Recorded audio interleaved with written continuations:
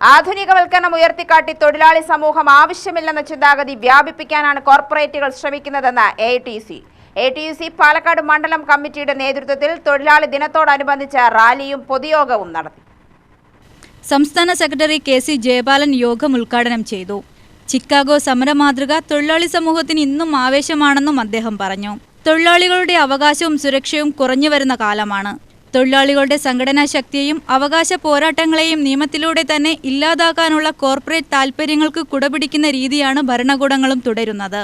തൊഴിൽ സമയം ദീർഘിക്കുകയും വേതനവും വിശ്രമവും വെട്ടിക്കുറയ്ക്കുന്ന മാടമ്പികളായി കുത്തകകൾ മാറിക്കഴിഞ്ഞു. എന്നാൽ ഭരണകൂടങ്ങൾക്കും കുത്തകകൾക്കും മുമ്പിൽ മുട്ടുമടക്കിയ ചരിത്രമല്ല തൊഴിലാളി വർഗത്തിൻ്റെതെന്നും ജയപാലൻ പറഞ്ഞു. 8 മണിക്കൂർ ജോലി, 8 മണിക്കൂർ വിനോദം, 8 മണിക്കൂർ വിശ്രമം തുടങ്ങിയ മുദ്രാവാക്യങ്ങൾ ഉന്നയിച്ചുകൊണ്ട്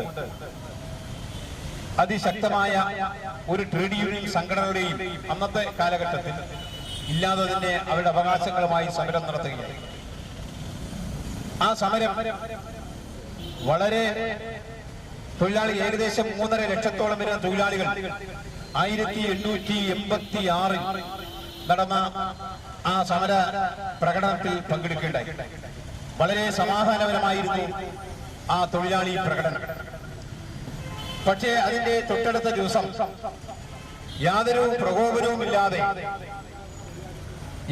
പ്രകോപനമില്ലാതെയാണ് അന്ന് ഭരണകൂടം ആ തൊഴിലാളി സമരത്തെ അടിച്ചമർത്താൻ ശ്രമിച്ചത്. പക്ഷേ തൊഴിലാളികൾ ആ സമരത്തൊന്നും പിറകോട്ട് പോയി. തുടർന്ന് നിരന്തരമായ സമരമായിരുന്നു.